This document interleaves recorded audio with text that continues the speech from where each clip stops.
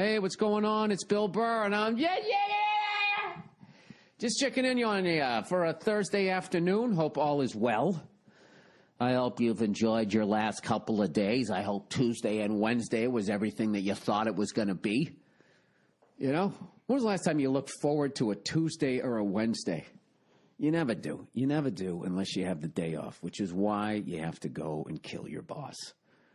Okay? And I think there's not a jury in the world that would convict you if you just said, listen, I just wanted for once in my life to be able to look forward to a Tuesday and a Wednesday. You know? And they would all put their heads to the side and they'd smile and be like, you know what, that man deserved to die. Okay? Not to be a chauvinist, but I just assume the boss is a man, you know, with all the squawking from the feminists, like, you know, how they're not fucking, I don't know what their problem is. You know, there's not enough gumdrops in their fucking ice cream, evidently. I think that's their basis. I'm not going to start that shit again. By the way, me and Nia had a great time on Monday.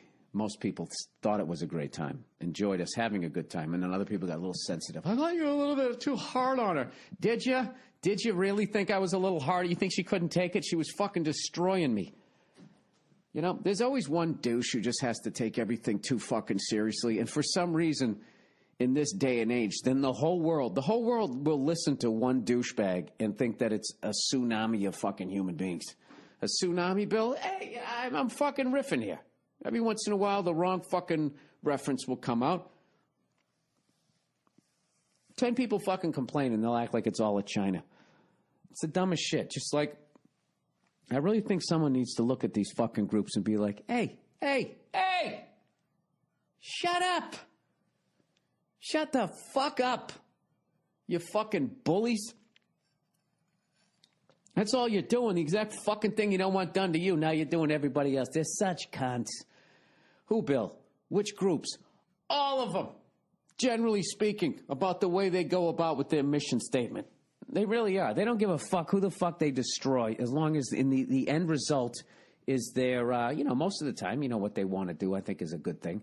But the way they go about it, what the fuck is my computer talking about now? A script on this page may be busy or it may have stopped. I don't give a fuck. Telling me about it for. All right.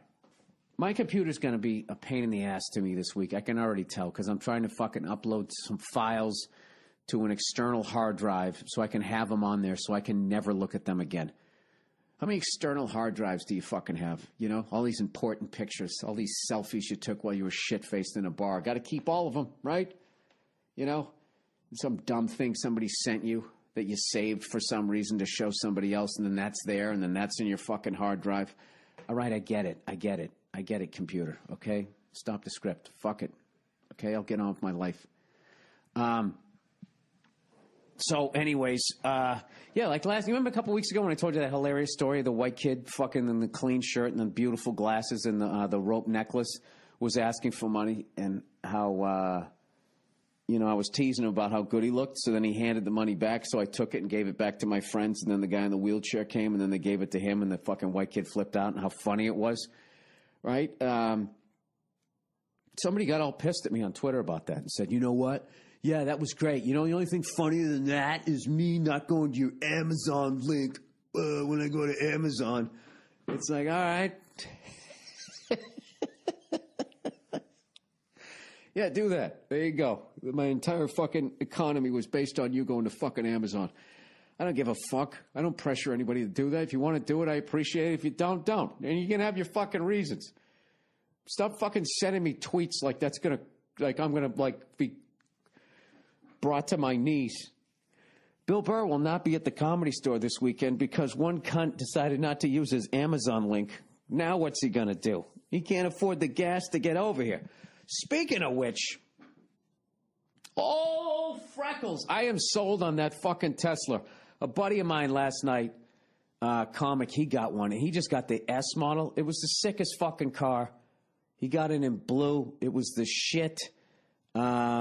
I woke up this morning thinking about that car, smiling, and that's usually a good thing, huh? When you wake up thinking about something, smiling, you know, unless you murdered somebody the night before and you're smiling about that, then I guess you'd be a psycho. But I'm sold on that fucking car, and I want to get the one that fucks with the Corvette, the P. P-Series one where it's got 2 motors. I want to get one of those fucking things. And I was talking to another comic. He goes, well, what if there's a power outage? It's like, okay, you're never going to have to buy gas again, and you're worried about a power outage. Power outage. Think about your cell phone. Think about your cell phone. When was okay, that thing needs electricity. When was the last time there was a power outage and you couldn't use your cell phone for some ridiculous period of time? Can you remember? Okay, now that you're off the ledge, go out and go buy the fucking car. Fucking dope. He's not a dope. Why do I do that? Anybody who doesn't think what I think is then a dope? Yeah, he's just fucking, what is wrong with me? I don't know. So anyways, I had a great time last night. I want to thank everybody that came down to the Comedy Store for the All Things Comedy showcase last night. Everybody had a great time, and Joe Rogan was nice enough to jump on in the end. Had a great time hanging out with him, Al Madrigal, Bert Kreischer, Joe Bartnick, the Rose Bowl legend, was there. Neil Brennan, Dean Del Rey. It was just a fucking awesome time. And you know what's the greatest thing about it? At no point did anybody Periscope backstage. That's becoming the new fucking thing. The new desperate thing to try to sell your fucking love songs on. Hey, this is fucking Lal Lovett on Periscope. This is what my face looks like when I take a shit in my fucking bathroom. And by the way, this bathroom was done in a Victorian style. I fucking hate Periscope. You know what it is? I haven't even seen it. It's just the people who have used it. It's so fucking intrusive. Somebody just comes walking in. They're on, I'm on Periscope right now. It's just like, did I ask to be on this fucking thing? Don't I have to sign a release? Or am I just guilty of being out in public that I'm now? It's like everybody's becoming like TMZ.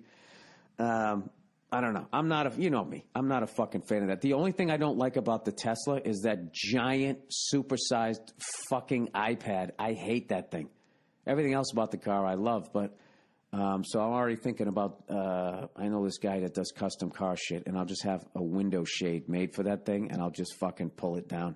I don't want that thing, glaring in my face like I opened that thing in Raiders of the Lost Ark every time I drive down the fucking street. Other than that, I think that car is pretty sick, personally. Personally is what I'm thinking. So anyways, this is Thursday afternoon. And for all you hockey fans out there, all you fans of the game of hockey, you have to be unbelievably excited, huh? 2 Game 7s, one tonight. The Rangers against the fucking Lightning, and then tomorrow night, the Blackhawks got to go to Anaheim and play the Ducks, man. I can honestly tell you I have no idea who's going to win either one of those series. But I do think whoever wins Blackhawks Ducks is going to win the cup. Unfortunately, the West has just been stronger than the East for fucking ever.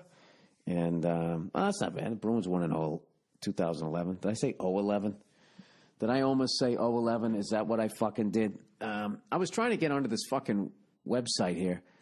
I got it here. There's this is something people wanted me to talk about. If you want me to go off on something, just tweet at me with hashtag TAMMP, Thursday Afternoon, Monday Morning Podcast, just before Friday. It says, feminist upset over statue of a man and a woman talking. Scene. Okay, here's the scene. All right, this is in Washington, D.C. You're a woman sitting on a bench reading a book. Your male friend sees you on the quad and comes over to say hello and talk. You put down your book, lean back against the bench, and smile. He doesn't sit next to you. Instead, he puts his foot on the bench and leans over on his knee. So sexist, right?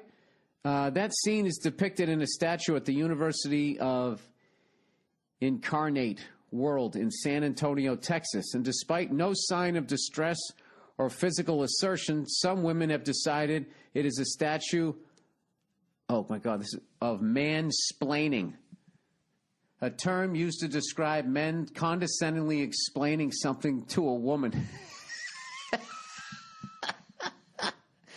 Dude, how much do they fucking hate us? Like, they never do that? Jesus Christ. Every 5 seconds they're trying to fix you and change how you are. Why don't they see the balance in that? That's fucking nuts to me. Anyway, seriously, here's the actual statue and the claim of misogyny. Okay, some woman wrote, a friend spotted this in Texas. Hashtag mansplaining the statue. Oh, my God. I have to start explaining shit to women. If this fucking annoys them, all you got to do is just do it more. The tweet went viral over Memorial Day weekend. It all started when Ash Hernandez saw the statue on her way to a teacher's certification test. She was so outraged that she ran back to her car to get her phone to snap a picture. The sculpture just screamed mansplaining. Let me just fucking try to be open and honest, which is really difficult for me because I'm such a cunt. But when I look at this thing, I don't see her smiling. She actually looks like her lips are pursed, like she's going, really? But he seems like a nice guy. He's got a nice full head of hair. He's wearing a pair of slacks. He's got his shirt tucked in. He does seem like she seems annoyed by him. I will say that. The way she's looking up at him. How the fuck do we make this a little bigger? But I mean, if I saw this, I would be like, this guy's striking out. She's not having it. I don't know. I don't know what the deal is. He definitely, I got to admit, he definitely does look like he interrupted her. You know, she's got her legs crossed. She's got the book there she was reading, and he came over. I don't think this is mansplaining. I think the guy's kind of a douchebag, and he's taking a fucking, he's taking a swing. I think feminists have to understand that in order for us to get laid, we have to initiate the interaction. So, maybe he didn't have to put his loafer up on the bench. But I don't think that's a reason to take the whole fucking thing down. Like, I wouldn't walk by that statue as a guy and be like, you know what? I'm going to do that.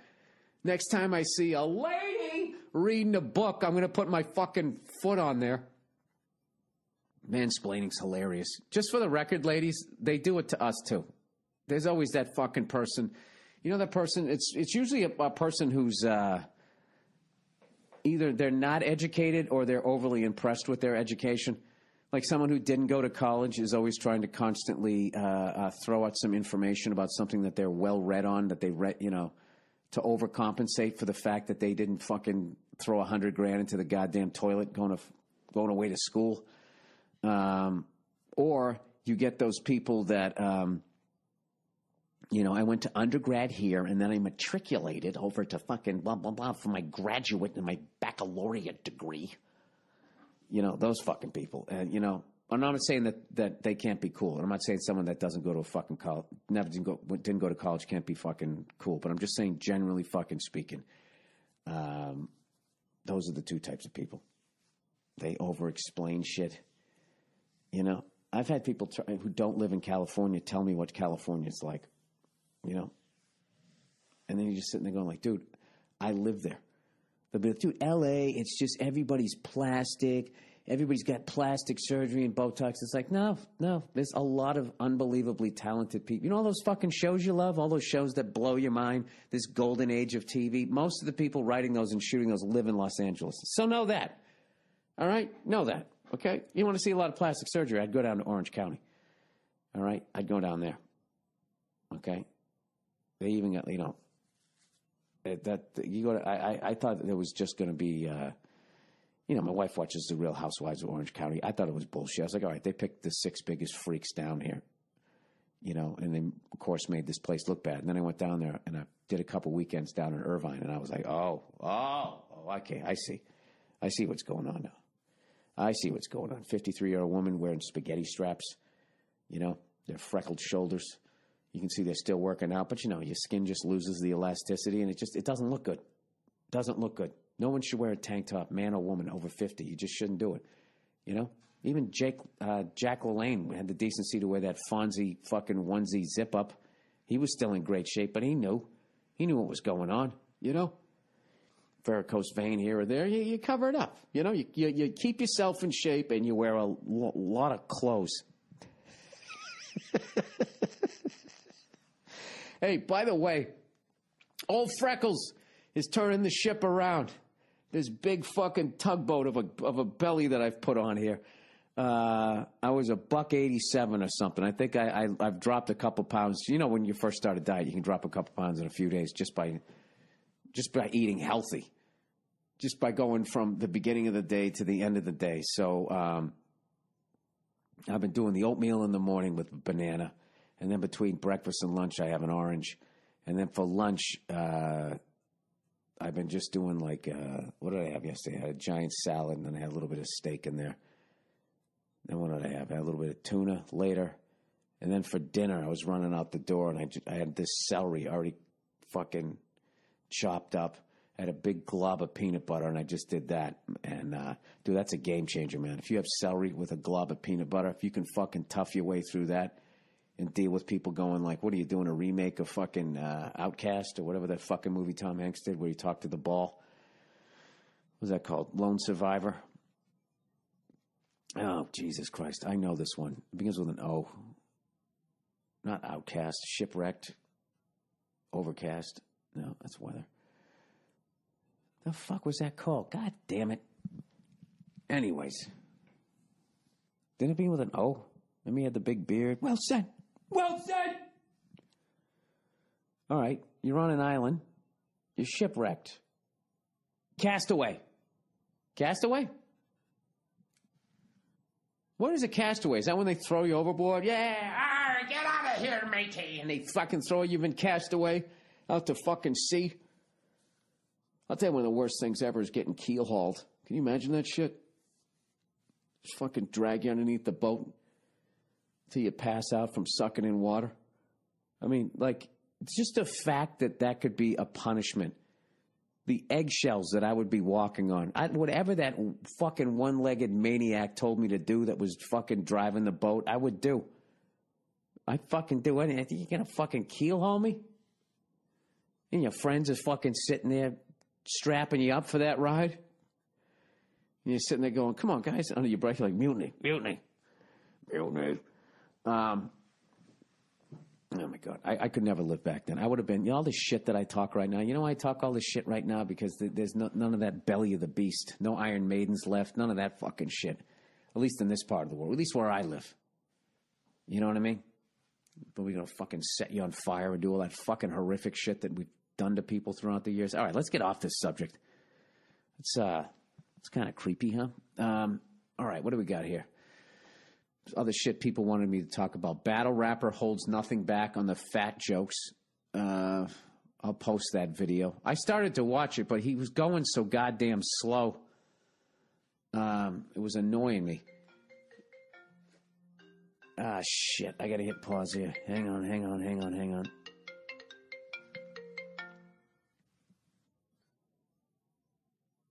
All right, sorry about that. I just had to make sure that was somebody calling me about something I have later on in the day, and I got to make sure I'm not going to be late over there. Here's something else somebody wanted me to go off on. Cancer charities allegedly misused $187 million for concerts and dating sites, luxury cars. 4 cancer charities, I think I already talked about this, used more than $187 million to buy luxury cars, luxury cruises, concert tickets, and even dating memberships for families and friends. It's one of the largest charity frauds accusations ever leveled in the U.S. Well, I got to be honest with you, so many of them, if you dig a little bit, it seems like, I can't say, like 5 Hour Energy. They just got a thing now that every time you buy something, 5 Hour Energy, they're going to donate to this fucking cause. All right? And basically what they're going to do is they have it on the screen. They say we're going to give at least $200,000 and we're going to give 5 cents on every 5 Hour Energy thing that we sell. And I got to be honest, I don't think that that's bad because they're being upfront about it. Jesus Christ, you blocked me in, jerk face. Close the driveway gates and lock the front door. I had to move your rental car. Oh, that's nice. Blocked my way from the driveway like an asshole. Anyways, I don't think that that's bad. But you just have to pay attention to a portion of the proceeds is the big thing. And it becomes like, what portion of the proceeds? And then it becomes like, well, what charity can I give to that the most amount is going to go to the actual people that are suffering? Now, you have to have some sort of infrastructure. And the people, if they're donating 100% of their time to the charity, they have to make a living where they can pay a mortgage. So I get all of that. But there is a thing where it becomes like, well, how much are you making a year? Like if you're taking in $10 million, you're paying yourself a fucking $1 million a year. Then that's when it starts getting weird, where it's just like, all right, so you're a fucking millionaire right now because people have rickets or whatever. You know, I don't fucking know. Who the fuck knows? All I can tell you is that my charity, okay, the old Freckles, all right, to raise awareness on skin cancer is going to be, I'm going to get that in motion for 2015, 2016. I'm going to set it up. All right, and every time you guys go, oh, Jesus, I'm going to, no, I can't do that. I will go broke. If I don't know, I'll come up with some horse shit where I can fuck you guys out of money and make it seem like you guys are doing a good thing and I'm doing a good thing. And then one day you'll find out, like, that I've completely fucked you over, and then I'll have, like, no comment. As I get out of my, you guys found out that you bought my Tesla. Can you imagine that? You know what kills me about people who do shit like that is it's funny to me, like, if they can sleep at night or if they can't, if they're out, or if it's the other way and they're just fucking wide awake at night going, oh, Jesus Christ. Like, hey, man, are those alligator shoes? Those things are like Tom Ford, like 12 fucking grand, yeah. How did you get those? Raising awareness for kidney stones. You know? Well, we raised a ton of money, and I just take a percentage, 90%. And, you know, I'm doing God's work. God bless you. You're doing God's work. You're doing God's work. I run a nonprofit. Oh, yeah? Then how do you pay your bills? Ball's in your court, sweetheart. I just asked you a question. Don't stare at me. How do you run a nonprofit and fucking put Fruit Loops on the table? I want to know. At some point, well, I draw a salary. There you go. You are profiting. You're profiting. But whatever. I guess I'm starting to think like I'm overly critical of a lot of these charities that, you know, people do have to make a living. You know what I mean? But then there's that weird thing where it's like the bigger the event, they feel like the more money that they're going to make, I guess. And then they got to start renting out these sick-ass fucking places. And that's when I think it starts getting weird. I don't know. There's a good movie in that somewhere. Somewhere in there, there's a good movie script about somebody that starts a fucking nonprofit for the right reasons. And then in the end, you know, the money's coming in. They get a nicer car. All of a sudden, they're driving around, right? Gold-digging horse starts showing up. You make a statue of it. Some broad walking to class doesn't like it. She fucking tweets about it. 9 people lose their minds, so 15 people lose their jobs. Isn't that how it works? Oh, Bill, you're such a douche. Shut up. All right, fuck you. All right, let me. Oh, by the way, the extra posters that I had left over from the Billy Bible Belt tour, they're all autographed, and they went on sale yesterday. And much to my happiness, they're going really fast. So if you want to get one, I made sure I autographed all of them. And I don't know, we got I don't know what we got left, like 150 left or something like that. So if you'd like to get one, you know, if you can't make it to my shows or somebody you know the deal. If you'd like it, get it. If you don't, I fucking get it. All right. So. Anyways, what are we up to here? 24 minutes. Let me do a little read here, a little advertising read. Blue Apron. The fuck is this? Blue Apron? It's okay, you can admit. The last thing anybody wants to do after work is wait in line at a grocery store, schlep home and cook a complicated meal. I agree with that. I agree with this copy so far. An expensive, unhealthy takeout is hardly better. Oh, but it is delicious. That's where the new service Blue Apron comes in. Blue Apron delivers farm fresh ingredients and step-by-step recipes to your home, allowing you to create healthy, handcrafted meals at home without going to the grocery store. For less than $10 per meal, Blue Apron, why is it blue, sends you fresh ingredients, perfectly proportioned, making cooking Making cooking healthy meals really easy and fun. No trips to the grocery store and no waste from unused ingredients. Plus, you'll learn to cook with special ingredients that are normally hard to find. Blue Apron is perfect for a date night, cooking with friends, and they even offer family plans with kid-friendly ingredients. So the whole family, all of you, can eat well and have fun preparing the meals together. Could you pass me the salt? One person's going to do it. Come on. Each balanced meal is 500 to 700 calories per serving, and so tasty you'd never know. I love when they do that, acting like healthy food doesn't taste good. Cooking takes half an hour. Shipping is flexible and free, and the menus are always new. They won't send the same meal twice. They work around your schedule and dietary preferences, and Blue Apron experts source only the best seasonal ingredients for incredible meals like sliced pork steak with smashed potatoes and strawberry rhubarb compote. What? Compote and calzone with broccoli rabe? The fuck is this? Is this food? With chili, garlic, mozzarella, ricotta cheese served with the creamy dip, baby. You'll cook incredible meals and be blown away by the quality and freshness. Blue Apron, it's a better way to cook. Check out this week's menu and get your first 2 meals for free. There you go. By going to blueapron.com/Burr, B-U-R-R. My treat, really, the first 2 meals are on me when you go to blueapron.com/Burr. Well, they're not on me. They're on you guys. They always try to do that. They always try to put words in your mouth. These people, you know what I mean? I just put on my Blue Apron and I feel like $1 million. My dick is standing at attention.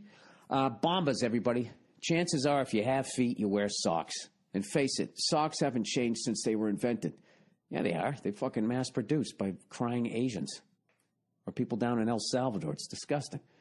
It's changed a lot. Back in the day, your mom made them. Sat down and knitted them.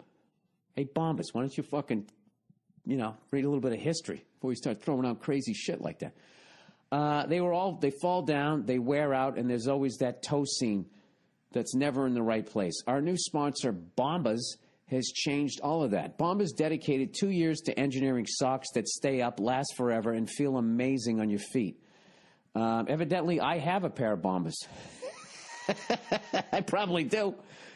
Who gives a fuck? New socks are awesome, and these guys are going to send them to you. Let's cut to the chase here. They're so comfortable. The honeycomb stitching. Oh, I'm a big fan of honeycomb stitching. Hugs your foot. So whether you're walking or running, your feet feel perfect. This is such an old guy thing. Young guys, or ladies, you got to get into this shit. You got to take care of your feet because as you get older, man, those are the things that talk to you first. You goddamn dogs. You might find yourself washing them over and over so you can wear them again. You need to get more, everybody, if you haven't gotten them yet. To know what you're talking about, I'm taking out all the eyes here. You need to really try a pair for yourself. But listen, Bombers don't stop with your comfort. With every pair of socks Bombers sells, a pair is donated to someone in need. Yeah, the person who had to fucking sew them together. For 2 cents an hour. Because socks, as it turns out, are the #1 requested thing at the homeless shelters. Right now, for a limited time, Bombas is offering my listeners 20% off their first order and free shipping. Just go to bombas.com/birds. BOMBAS.com/Burr. Do it now for 20% off the most comfortable socks on the planet and a pair for someone in need. Go to bombas.com/Burr. That's BOMBAS.com/Burr. BURR. Jesus Christ, how fucking hard are people working these days? They don't have time to shop. They don't have time to get food. It's fucking unreal. Do you guys remember that cartoon, The Jetsons? Meet George Jetson. His boy Elroy. Boo. Daughter Judy. Jane, his wife. And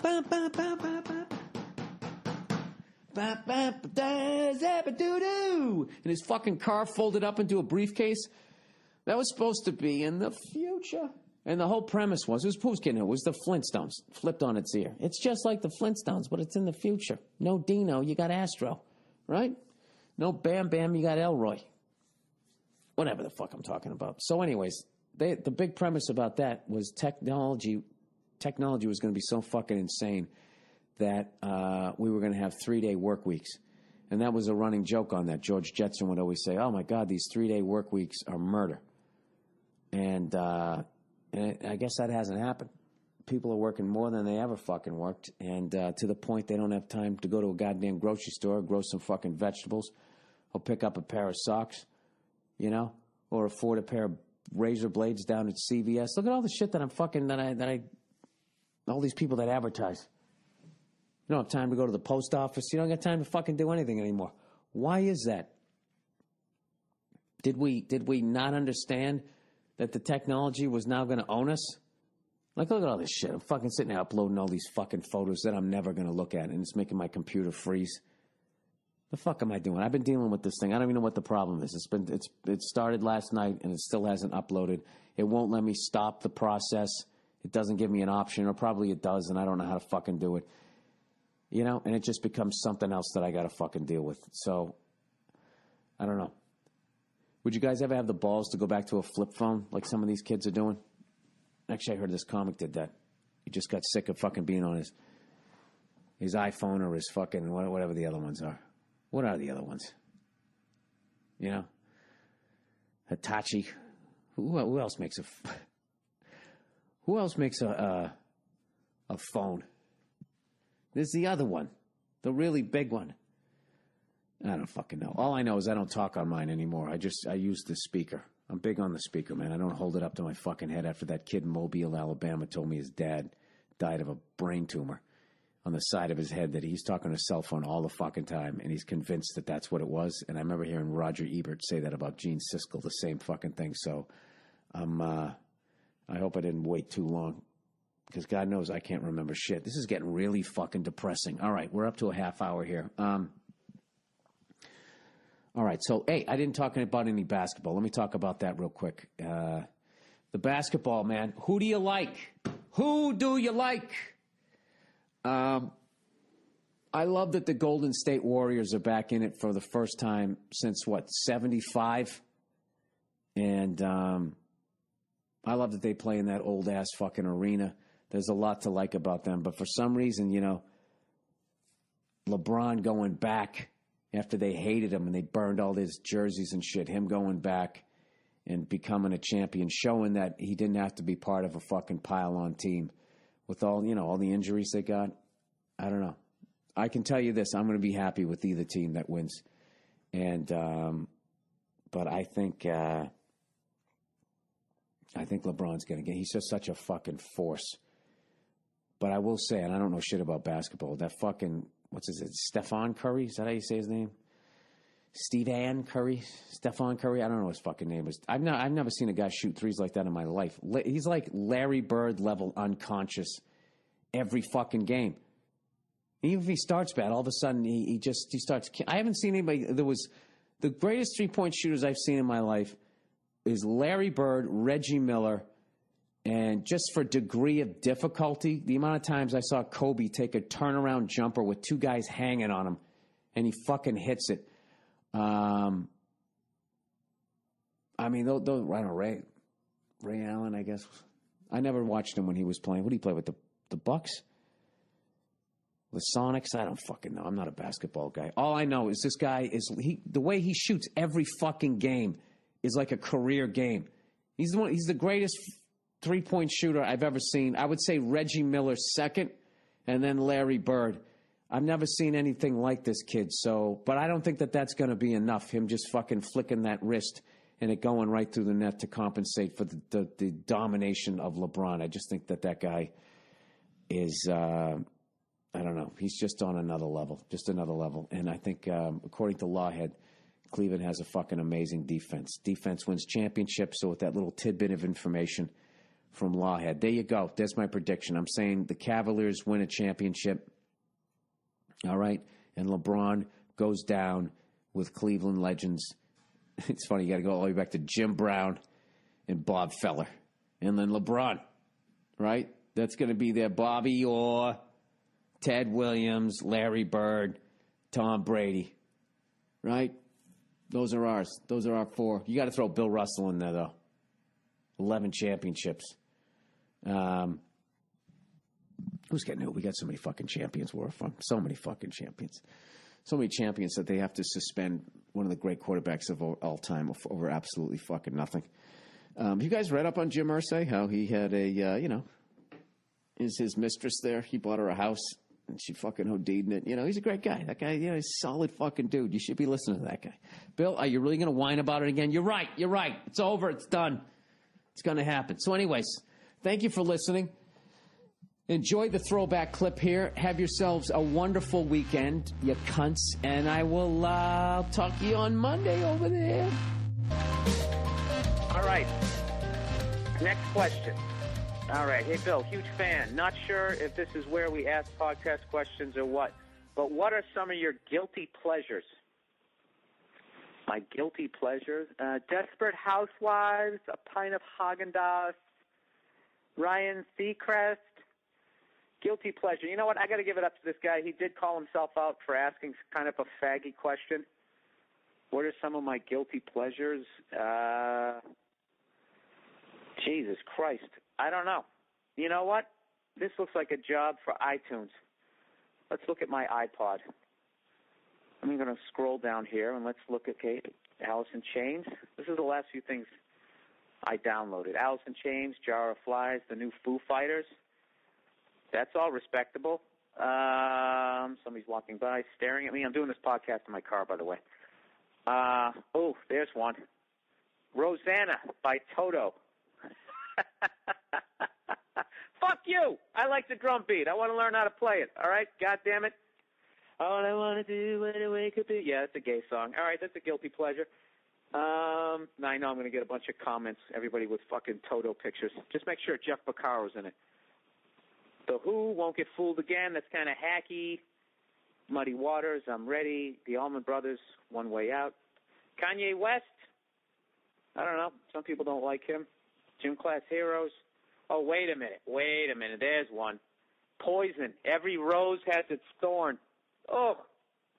You know what's funny? I love that song, and I can't listen to it without... Every time I listen to it, I always picture people I know catching me listening to that song. So I always get embarrassed during the breakdown part, where he just sort of strums the guitar. That part. Yeah, I actually get embarrassed. And a lot of times, I'd say 30% of the time, I have to shut off the fucking song. I don't know what that says about me. Ben Harper, does that make me a douche? I don't know. Lovin' Spoonful, Maya. I got some weird ones here. Band of Horses. Kind of makes me a hipster douche. Dionne Warwick. Walk On By. I didn't download that, did I? How the fuck did that end up on my... Jesus. I'm the only one who uses this. Wow, I'm really exposing myself here. What else do I got here? Beastie Boys. Men at Work. Overkill. You know why I downloaded that? What is that movie? What's that show with Scrubs? The guy plays the doctor. The guy with that fucking show there with the black dude. It's actually a funny show. And they had that one time the guy came on. You ever have a song like you don't think you like it, or maybe you don't even like it, and then it's in a movie. Then all of a sudden everybody likes it. It's kind of like black people all of a sudden liking Sweet Home Alabama. Was that because they played that in, what was it, Con Air? Was that the first time? And then that guy rapped over it. Anybody black listening to that, you should really do is you should look at the words to that song. I don't think you'd like that song, especially the second verse. That in Birmingham they love the governor. Ooh, ooh, ooh. They're talking about Governor Wallace, who was pro-segregation. So think of that next time you're walking it out down there in Hotlanta. I don't think that's a pro-black song. It's got a nice beat. You can dance to it, though. I will give them that. All right. Does that pretty much answer the question? I got to redeem myself. What do I got here? Tool. You can tell I'm blowing by a bunch. I don't want to tell you. I'm just scrolling down here. Grace Jones, Demolition Man. Yeah, yes. Some of these I just took a chance on. Temptation. I got a whole bunch of AC/DC. Oh, my God. I actually have that Pink song. That's been on there forever, though. Remember the song, I'm coming out, so you better get the party started. I'm coming out, I'm coming. I downloaded that. There was a moment in my life where I actually wanted to hear that song again. It's kind of like Nickelback. I have one of those songs, that song Photograph. Nickelback is amazing to me where it's like the first time you hear the song, you're like, it's not that bad. Why do they get so much shit? Then the second time you hear it, you're like, I kind of like that. Maybe I'll download it. Then the third time you hear it, you're like, I want to find that group, hunt them down, kill them, like a deer. Have some ravens over my back waiting for me to fucking gut them so the meat doesn't go bad, and then they kind of fly in and eat the entrails. You ever watch that? You ever watch something on ravens? I just watched something on ravens the other day. All right, let's move on to the next question. There's my guilty pleasures. So what happens then is that we audition at the Comedy Connection. We go to do it live. We've done it in a room, and they said, we want to see you live, and we bombed. It's just like sucking silence. Now, what do you think? So wait a minute. So the first time you ever did it on Comedy Stage. Now, I've always said the first time, if I bomb the first time, I don't know if I would ever have the courage to go back and do it again. Well, that's the difference between people that are hooked on it and people who are born comics and people who are just dabbling. Is that like really, if you bombed, you would have done it again? It would have taken me a minute. I would have had to been like the sheer fucking embarrassment of taking the hit. Well, I mean, you can. There's a deal with stand-up, but you can still eat it today. I'm 18 years in. You can eat it. Can bomb. But this is the thing. You have years of good shows to be like, well, I know I don't suck at this. I had a bad night, but right out of the gate. Oh yeah, the bad night thing is hard to really get around your head because it still hurts me if I bomb. But when you're up there and this whole idea that it's never the audience is bullshit. I mean, sometimes it's the audience, right? And like you can tell, you've done your shit, and you can see where they're peaking laughter wise, and after a certain point that they're not going to go any further than that. So I'm just gonna have to realize this is the best I'm gonna do in this situation, and either eat it, and take the hit, or make light of the fact. Yeah, I've learned like there's nothing worse than being angry on stage. But I actually heard a funny story last night. I was doing a gig in this booker Jeff Wills from the Punchline. I know Jeff, yeah. He was telling a story he saw one night. Said Bill Hicks did an entire show with his back to the audience. There was like a bachelorette party. There was every fucking thing he did. Yeah, those bookers, they love to talk about those stories, But if anyone else did that now, they would never fucking work in that club again. All these guys pretend like, Bill Hicks was the guy. And he went on stage and angrily tanked in a brilliant, inspired way almost all the time. But if someone existed like that now, he wouldn't have a fucking shot. You think so? Absolutely. Well, I bet he was still selling tickets at that point because you can't turn your back on a fucking crowd and ever think that you're going to work there. I don't think again, that's true. I think that the reason he got booked in this country primarily was to make club owners feel like they were at least championing something terrific. Really? Like, I think they innately knew this guy was special. There was no one like him. And even the fact that he didn't sell tickets or alienated the audience every time, they were going to have him twice a year to keep their conscience straight. Oh, so they could be dicks to everybody else, basically? Well, kind of, but just to sort of like to at least support, at least they knew well enough that he was an inspired guy. But I've gotten angry on stage. I did it the other night, dude, and it would have been a long time because I used to snap all the time. I was going to say, that's kind of an understatement coming from you. Yeah, but that's like me saying I've snapped. No, but I'm pretty accessible now. No, yeah, you're way. But it happened at the store, dude. It happened at this. How long ago? 2 nights ago, and I You're doing this whole thing. Yeah, much better now. I snapped one time. What was it? About 48 hours ago. I couldn't believe I did it. I was such a different person. But that place brings it out of you. Come on, the Comedy Store brings it out of you sometimes. That's what I love it, though. Me too. It's so fucking evil. When I'm on stage, it is evil. It is. It's just painted It feeds black. on hate. You feel the walls wanting you to lose it. It's just in the place. Yeah. So I'm on stage. There's like 40 people in the room, and like I'm already like just right when I get in there, some kid, that kid David Taylor, that kid. He's a tall guy. He used to do comedy. He's very cynical and negative, and I wasn't in the mood for it. I hadn't seen him in months. And, and I said hi to him, and he goes, "I'm staying around just to see you. You better be good." And so right away, I'm like, "I haven't seen you in a fucking long time. You have no right to fucking talk like that to me. Enough with the negative shit." Yeah. And I stormed off. You're getting angry again here. I'm already angry. And I walk back. You're making me feel really good about myself, by the way, because usually I sound like the angry psycho. I can be like the happy person this week. Take a break. Yeah, there you go. Go ahead. You go. All right, so I get on stage. Madrigal went on, who I think is just terrific. I love Al. I think he's fucking hilarious. Totally original, too. Unique stylist, real storyteller. He does good, and then he brings me up, and there, and I'm getting laughs. There's only like 30 or 40 people in the OR, and it's going fine. There's an old couple up front.